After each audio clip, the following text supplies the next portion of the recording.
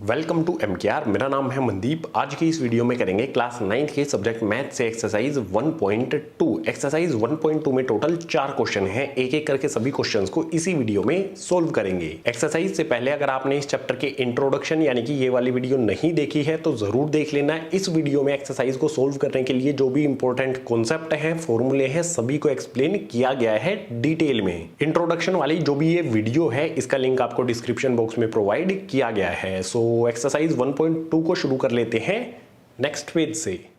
1.2 के सबसे पहले क्वेश्चन में है state whether the following statements are true और फॉल्स, जस्टिफाई योर आंसर्स। जो भी स्टेटमेंट क्वेश्चन नंबर 1 में हमें दी गई है हमें बताना है ट्रू है या फॉल्स है। साथ ही हमें जस्टिफाई भी करना है, यानी कि ट्रू है तो कैसे हुआ, फॉल्स है तो कैसे हुआ। तो सबसे पहली स्टेटमेंट में दिया है every irrational number is a real number. जो भी हमारे इरेशनल नंबर हैं सभी के सभी इरेशनल नंबर रियल नंबर होते हैं। तो ये स्टेटमेंट हो जाएगी हमारे लिए यहाँ पर ट्रू, क्योंकि इंट्रोडक्शन वाले पार्ट में भी मैंने आपको बताया था जो भी हमारे रियल नंबर्स होते हैं उनमें रैशनल नंबर्स भी होते हैं और इरेशनल नंबर्स भी होते हैं। ये दोनों तरह के नंबर्स होते हैं रियल नंबर्स में। तो जो भी हमारे इरेशनल नंबर है उन सभी नंबर्स को हम रियल नंबर्स भी कह सकते हैं। इसीलिए हर एक इरेशनल नंबर हमारा रियल नंबर होता है। जस्टिफिकेशन में लिख देंगे because real numbers is the collection of rational and irrational numbers. जो भी हमारे रियल नंबर्स हैं उसमें सभी रैशनल नंबर भी आते हैं और इरेशनल नंबर भी आते हैं। इसीलिए ये स्टेटमेंट हमारी ट्रू हो जाती है कि जो भी इरेशनल नंबर हैं वो सभी के सभी रियल नंबर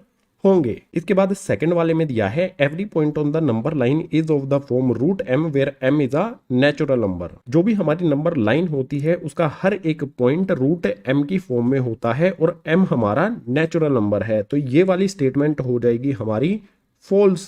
इसे हमें जस्टिफाई भी करना है तो उसके लिए यहां पर हमने एक नंबर लाइन बना ली है। नंबर लाइन पे जो हमारी पॉजिटिव वाली वैल्यू है, प्लस वाली वैल्यू है, वो तो बिल्कुल इस फॉर्म में होती हैं, लेकिन नेगेटिव वाली जो हमारी ये वाली वैल्यू है ये इस फॉर्म में कभी भी नहीं होंगी। रूट के अंदर कोई भी हमारा नंबर नेगेटिव इस तरह से नहीं होता है। इसीलिए जो भी हमारी नंबर लाइन है उसका हर एक पॉइंट रूट एम की फॉर्म में नहीं होगा जहां पर एम हमारा नेचुरल नंबर है। इसीलिए ये वाली स्टेटमेंट हो जाती है फॉल्स। रीजन में लिखेंगे negative number can not be the square root of any natural number. किसी भी नेचुरल नंबर का जब हम स्क्वायर रूट करेंगे तो वो कभी भी नेगेटिव नहीं होता है और नंबर लाइन पर हमारी नेगेटिव वाली वैल्यूज भी होती हैं। इसीलिए नंबर लाइन का हर एक पॉइंट रूट एम की फॉर्म में नहीं हो सकता है। सो सेकंड वाली स्टेटमेंट हो जाएगी हमारे लिए फॉल्स। आ जाते हैं थर्ड वाली स्टेटमेंट पर। Every real number is an irrational number. जो भी हमारे रियल नंबर्स हैं वो सभी के सभी इरेशनल नंबर होते हैं। तो ये वाली स्टेटमेंट भी हमारी हो जाएगी गाइज फॉल्स, क्योंकि जो भी रियल नंबर्स हैं उसमें रैशनल नंबर भी होते हैं और इरेशनल नंबर भी होते हैं। हर एक रियल नंबर हमारा इरेशनल नहीं होता है। जैसा यहां पर मैंने आपको बताया कि रियल नंबर्स में रैशनल और इरेशनल दोनों तरह के नंबर्स होते हैं। सभी रियल नंबर्स को हम सिर्फ इरेशनल तो नहीं कह सकते क्योंकि इसमें रैशनल नंबर्स भी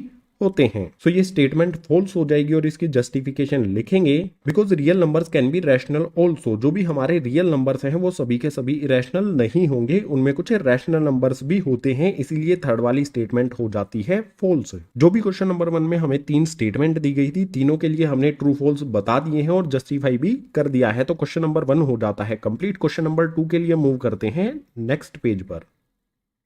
क्वेश्चन नंबर 2 इसमें है are the square root of all positive integers irrational if not give an example of the square root of a number that is a rational number. Question number 2 में हमसे पूछा है कि जो भी पॉजिटिव इंटीजर्स होते हैं अगर उनका स्क्वायर रूट किया जाए क्या वो सभी के सभी इरेशनल होंगे। अगर नहीं होंगे तो हमें एक ऐसा एग्जाम्पल देना है कि स्क्वायर रूट करने पर जो भी हमारा नंबर है वो रैशनल हो। क्वेश्चन को 2 पार्ट्स में डिवाइड करेंगे। सबसे पहले इस वाले पार्ट का आंसर करेंगे। जो भी हमारे पॉजिटिव इंटीजर्स हैं अगर उनका स्क्वायर रूट करते हैं तो वो सभी के सभी इरेशनल नहीं होते हैं। सो सॉल्यूशन में यहां पर लिख देंगे the square root of all positive integers are not irrational. जो भी पॉजिटिव इंटीजर्स हैं उनका स्क्वायर रूट करने पर सभी के सभी इरेशनल नहीं होते हैं। अब क्वेश्चन में आगे है कि अगर नहीं होते हैं तो कोई ऐसा एग्जाम्पल दीजिए कि स्क्वायर रूट करने पर हमारा रैशनल नंबर हो। तो कई सारे एग्जाम्पल होते हैं। जैसे हमारे पॉजिटिव इंटीजर्स कौन कौन से होते हैं, 1 होता है, 2 होता है, 3 होता है, 4 होता है, 5 होता है, 6 होता है, 7 होता है, 8 होता है। इसी तरह से ये कंटिन्यू रहते हैं। तो इनमें से जो हमारा 1 है इसको उठा लो, जो हमारा 4 है इसको उठा लो, इनका स्क्वायर रूट कर दो। एग्जाम्पल यहाँ पर लिख देंगे। यहाँ जो भी हमारा 1 है इस पे रूट लगा दो। 1 को रूट लगाने पे सोल्व करेंगे तो हमें 1 ही मिल जाएगा जो कि हमारा एक रैशनल नंबर है। इसी तरह से रूट 4 हो जाएगा हमारा, और हमारा एक पॉजिटिव इंटीजर होता है, इस पे हमने रूट लगा दिया। इसको सोल्व करेंगे, सोल्व करने पर 4 को किस तरह से लिख सकते हैं, 2 मल्टीप्लाई में 2, रूट के अंदर यहाँ पर पेयर बन गया है, तो इसको सोल्व करेंगे जब तो 2 हमारा बाहर आ जाएगा, यानी कि जो भी हमारा रूट 4 है ये भी हमारा रैशनल नंबर होता है। इसी तरह से एक और एग्जांपल ले लेते हैं, रूट बना लेते हैं, यहाँ पर 9 लिख देते हैं जो कि हमारा पॉजिटिव इंटीजर होता है। इसको सोल्व करेंगे तो रूट के अंदर हम लिख सकते हैं 3 मल्टीप्लाई में 3, 3 का पेयर बन गया तो 3 बाहर आ जाएगा, ये भी हमारा रैशनल नंबर होता है। जो भी हमारे पॉजिटिव इंटीजर्स हैं अगर इनका स्क्वायर रूट करेंगे तो वो सभी के सभी इरेशनल नहीं होंगे, उनमें से कुछ रैशनल भी होते हैं। यहां पर हमने उनके एग्जाम्पल भी ले लिए हैं। सो इन्हीं एग्जाम्पल्स के साथ क्वेश्चन नंबर 2 हो जाता है कंप्लीट। क्वेश्चन नंबर 3 के लिए मूव करते हैं नेक्स्ट पेज पर। क्वेश्चन नंबर 3 इसमें है, show how root 5 can be represented on the number line. Root 5 को नंबर लाइन पे किस तरह से रिप्रेजेंट किया जाएगा, क्वेश्चन नंबर 3 में हमें बताना है। इस क्वेश्चन को सोल्व किया जाएगा कंस्ट्रक्शन से, जिसके लिए हमें ज्योमेट्री की जरूरत होगी। सो कंस्ट्रक्शन से इस क्वेश्चन को सोल्व करने के लिए चलते हैं नेक्स्ट पेज पर। रूट 5 को नंबर लाइन पर शो करने के लिए सबसे पहले स्केल लेंगे, एक नंबर लाइन ड्रॉ करेंगे। सिंपली आपको इस तरह से एक लाइन ड्रॉ कर देनी है। इस लाइन के किसी भी एक पॉइंट को इस तरह से मार्क कर देना है 0। इसके बाद हर 1 इंच पर मार्क लगाएंगे। जैसे यहाँ पर इसमें यहाँ से यहाँ तक 1 इंच होता है तो पॉइंट लगा दो, यहाँ से यहाँ तक 1 इंच होता है यहाँ पे मार्क लगा दो। इसी तरह से लेफ्ट हैंड साइड में भी यहाँ से यहाँ 1 इंच होता है मार्क लगा दो, यहाँ से यहाँ पर 1 इंच होता है मार्क लगा दो। जो भी हमारी नंबर लाइन है इसके दोनों एंड्स पर इसी तरह से एरो लगा देंगे। इसके बाद ये वाला पॉइंट हो जाएगा हमारा 1, इसके नेक्स्ट वाला पॉइंट हो जाएगा हमारा 2। इसी तरह से ये वाला पॉइंट हो जाएगा हमारा माइनस में 1, ये वाला हो जाएगा माइनस में 2। नंबर लाइन हमारी हो गई है ये वाली। अब नंबर लाइन का जो भी हमारा ये वाला 0 पॉइंट है, इस पॉइंट से 2 यूनिट दूरी पर, यहां से यहां तक 1 यूनिट, यहां से यहां तक 2 यूनिट, 2 यूनिट डिस्टेंस, यानी कि इस वाले पॉइंट पर 90 डिग्री का एंगल बनाएंगे। 90 डिग्री एंगल बनाने के लिए डी वाले स्केल का यूज करेंगे, डी वाला स्केल रखेंगे। जो भी हमारा 90 डिग्री का एंगल है यहाँ पे पॉइंट बना देंगे। इसके बाद जो भी हमारा ये 90 डिग्री वाला पॉइंट बना है, इस पॉइंट तक स्केल का यूज करके 1 यूनिट की हमें एक लाइन ड्रॉ कर देनी है। और 1 यूनिट का मतलब होगा 1 इंच, क्योंकि इस नंबर लाइन पर जो भी हमारा 1 यूनिट है वो 1 इंच के इक्वल हमने लिया है। 1 यूनिट की जगह पर आप 1 सेंटीमीटर का भी यूज कर सकते हो। हमने यहाँ पर स्केल रखा, यहाँ से यहाँ तक हो जाता है हमारा 1 इंच। सो 90 डिग्री वाला जो भी हमारा ये एंगल है, इसकी लाइन हमने इस वाले पॉइंट पर ड्रॉ कर दी। ये हमारा एंगल हो गया 90 डिग्री का। इसके बाद इस वाले पॉइंट को नाम दे देंगे C।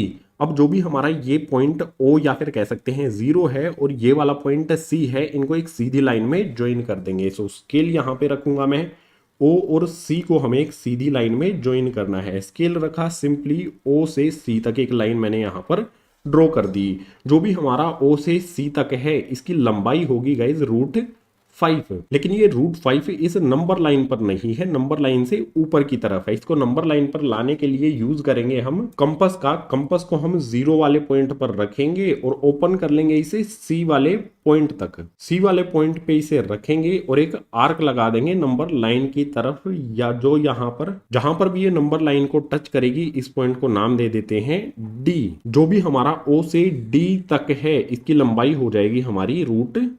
√5 को नंबर लाइन पर ड्रॉ करने के लिए बिल्कुल सिंपल कंस्ट्रक्शन है। सबसे पहले नंबर लाइन ड्रॉ कर लेंगे। इसका जो भी सेंटर वाला पॉइंट है, उससे 2 यूनिट दूरी पर हम एक 90 डिग्री का एंगल बना देंगे और इस लाइन को बढ़ाएंगे 1 यूनिट। अगर हमारा यूनिट डिस्टेंस 1 इंच है तो इसको 1 इंच बढ़ाया जाएगा। अगर हमने ये डिस्टेंस 1 सेंटीमीटर लिया है तो इसको 1 सेंटीमीटर की हाइट दी जाएगी। इसके बाद जो भी ये हमारा पॉइंट होगा, इसको C नाम रख देंगे। O और C को सीधी लाइन में ज्वाइन कर देंगे। OC हमारा √5 के इक्वल होगा, लेकिन ये OC इस नंबर लाइन पर नहीं है। इसको नंबर लाइन पर लाने के लिए कंपास की टिप को O पे रखेंगे, ओपन करेंगे उसे C तक और एक आर्क लगा देंगे जो इस नंबर लाइन को D पॉइंट पे टच करेगी। O से D तक का जो हमारा डिस्टेंस होगा, ये हो जाएगा हमारा √5। OC और OD एक दूसरे के इक्वल होगा, क्योंकि दोनों CD वाली आर्क के रेडियस हैं OC और OD। अब आप कहोगे कि OC √5 कैसे हुआ, तो इसके लिए हमें कैलकुलेशन करनी होगी, पाइथागोरस फॉर्मूले का यूज करना होगा, जिसको करते हैं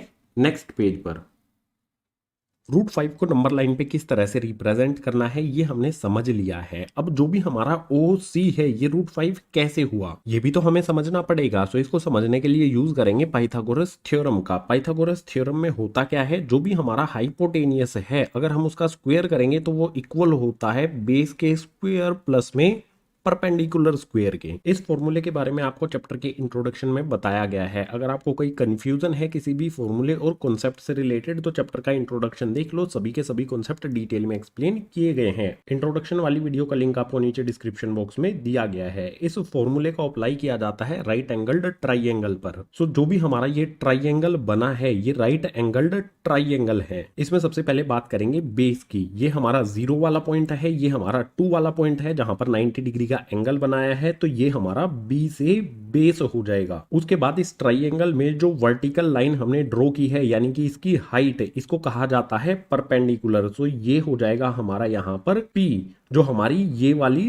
लाइन है। इसके बाद जो हमारी O से C तक लाइन है ये हो जाएगा हमारा गाइस हाइपोटेनियस। सिंपली कोई भी राइट एंगल्ड ट्राइंगल हो उसके नीचे वाली साइड को बेस कहेंगे, जो खड़ी लाइन है उसको परपेंडिकुलर कहेंगे और जो तिरछी लाइन है उसको हाइपोटेनियस कहेंगे। अब जो भी हमारी बेस और परपेंडिकुलर की वैल्यूज हैं इस फॉर्मूले में पुट करेंगे तो हाइपोटेनियस की वैल्यू हमें पता चल जाएगी। सबसे पहले बेस की बात करेंगे। 0 से 2 तक यानी इस पॉइंट तक है, यहां से यहां तक का डिस्टेंस कितना है 2 यूनिट है, यानी कि जो भी हमारा बेस है इसकी वैल्यू हो जाएगी 2। सो सबसे पहले हाइपोटेनियस का स्क्वायर एज इट इज आ जाएगा। यहां पर है हमारे पास बेस का स्क्वायर, बेस की वैल्यू हमारी 2 है तो इस b की जगह पर हमने 2 रख दिया। b का स्क्वायर है तो 2 का भी यहां पर स्क्वायर हो जाएगा। इसके बाद प्लस का साइन लगा लेंगे। यहां पर है हमारा परपेंडिकुलर का स्क्वायर। इस 2 वाले पॉइंट पर हमने ये परपेंडिकुलर ड्रॉ किया है और इसकी हाइट कितनी रखी थी हमने 1 इंच रखी थी, यानी कि इसकी परपेंडिकुलर की वैल्यू हो जाएगी हमारी 1। सो परपेंडिकुलर की जगह पर 1 रखा, परपेंडिकुलर का स्क्वायर है तो इसकी वैल्यू का भी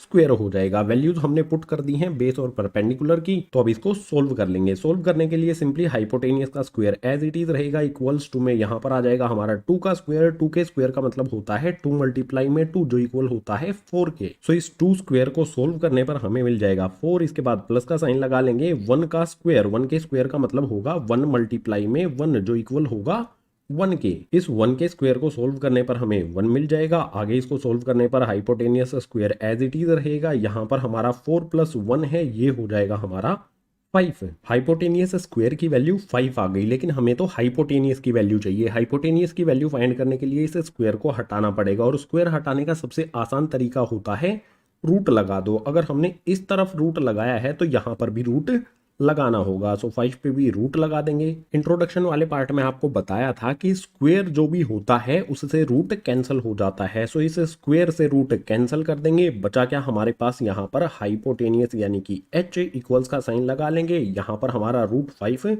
एज इट इज आ जाएगा। अगर हम बेस 2 यूनिट रखेंगे, परपेंडिकुलर 1 यूनिट रखेंगे तो जो भी हमारा हाइपोटेनियस है वो √5 के इक्वल होगा। यहाँ पर हमने ये भी शो कर दिया है कैलकुलेशन करके। सो जो भी हमारा √5 है उसको नंबर लाइन पे किस तरह से रिप्रेजेंट करना है ये भी हमने समझ लिया है और √5 आया कैसे है ये भी हमने समझ लिया है। तो क्वेश्चन नंबर 3 हो जाता है कंप्लीट। अब इससे नेक्स्ट क्वेश्चन नंबर 4 एक एक्टिविटी है जो एग्जाम पॉइंट ऑफ व्यू से इंपॉर्टेंट नहीं है, लेकिन बहुत सारी चीजें आप उससे सीख सकते हो। सो क्वेश्चन नंबर 4 की जो भी एक्टिविटी है उसको सोल्व करते हैं नेक्स्ट पेज पर। क्वेश्चन नंबर 4 इसमें है classroom activity constructing the square root spiral. Classroom activity है question number 4, exam point of view से इंपॉर्टेंट नहीं है। इसमें हमें कंस्ट्रक्ट करना है स्क्वायर रूट स्पाइरल। बहुत सारी हमारी वैल्यूज होती हैं रूट के अंदर, जैसे कि √2, इसके बाद आगे √3, इससे आगे √4, इससे आगे हमारा आ जाता है √5, इससे आगे आ जाता है √6। अगर इन सभी वैल्यूज को, ये सभी वैल्यूज आगे कंटिन्यू रहेंगी, अगर इन सभी वैल्यूज को नंबर लाइन पर शो करना है तो उसका एक तरीका होता है स्क्वायर रूट स्पाइरल। जो भी वैल्यूज आपको यहां पर दिखाई दे रही हैं इन सभी वैल्यूज को स्क्वायर रूट स्पाइरल मेथड से नंबर लाइन पर शो किया जा सकता है। स्क्वायर रूट स्पाइरल को कंस्ट्रक्ट करना पड़ेगा, उसके लिए जरूरत होगी ज्योमेट्री की। सो इसको कंस्ट्रक्ट करते हैं नेक्स्ट पेज पर। स्क्वायर रूट स्पाइरल बनाने के लिए सबसे पहले स्केल रखेंगे। 1 इंच की हमें एक लाइन ड्रॉ करनी होगी। सो यहां से यहां तक 1 इंच होता है, तो मैंने एक लाइन ड्रॉ कर दी है। इसको नाम दे देंगे, ये वाला पॉइंट हो जाएगा हमारा O, ये वाला पॉइंट हो जाएगा हमारा P। इस लाइन के P वाले पॉइंट पे 90 डिग्री का एंगल बनाएंगे। सो D रखा मैंने यहाँ पे 90 डिग्री के लिए, ये पॉइंट बना लिया। जो भी हाइट होगी इस लाइन की P पॉइंट से, जो भी 90 डिग्री की लाइन ड्रॉ करेंगे वो 1 इंच होनी चाहिए।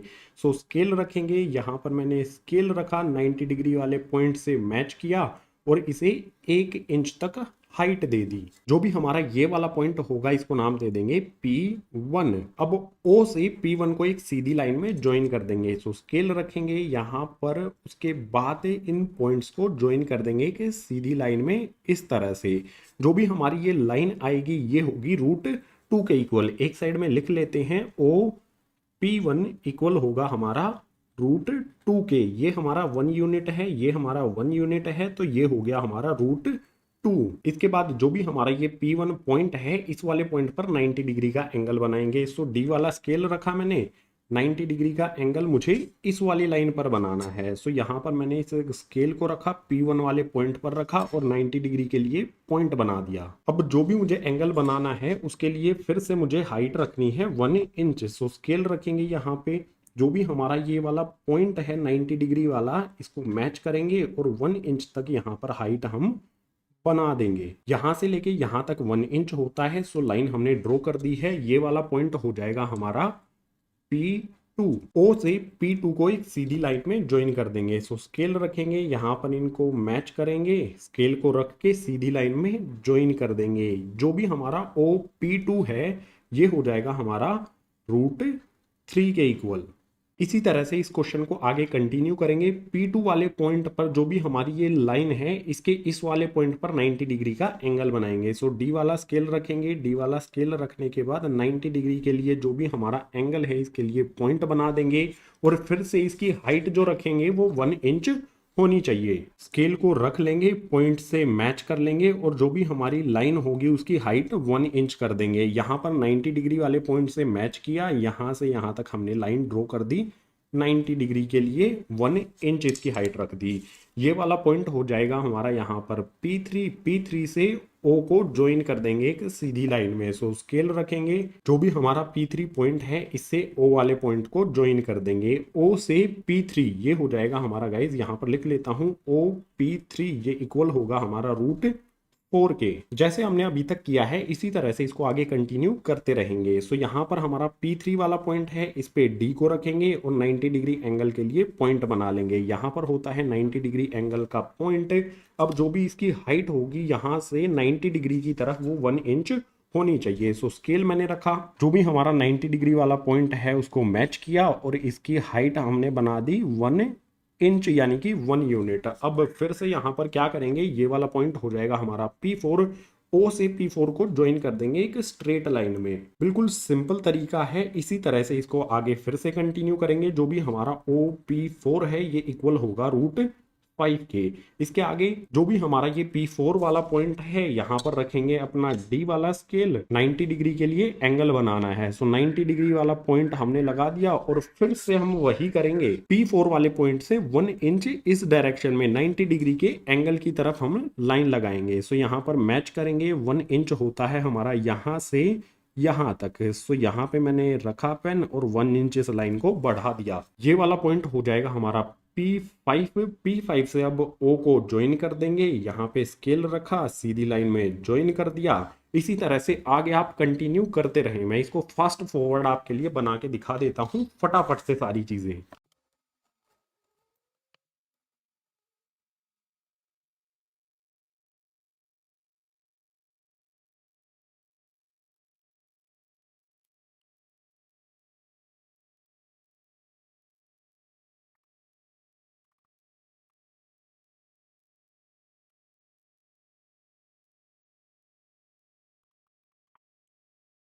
हमने स्क्वायर रूट स्पाइरल को P8 वाले पॉइंट तक बना लिया है। इस तरफ जगह नहीं बचती है, आप इसको इसी तरह से आगे कंटिन्यू कर सकते हैं। सबसे पहले एक लाइन बना लेनी है 1 यूनिट की, उसके बाद उस पर 90 डिग्री का एंगल बनाना है और उसकी हाइट भी हमारी 1 यूनिट होनी चाहिए।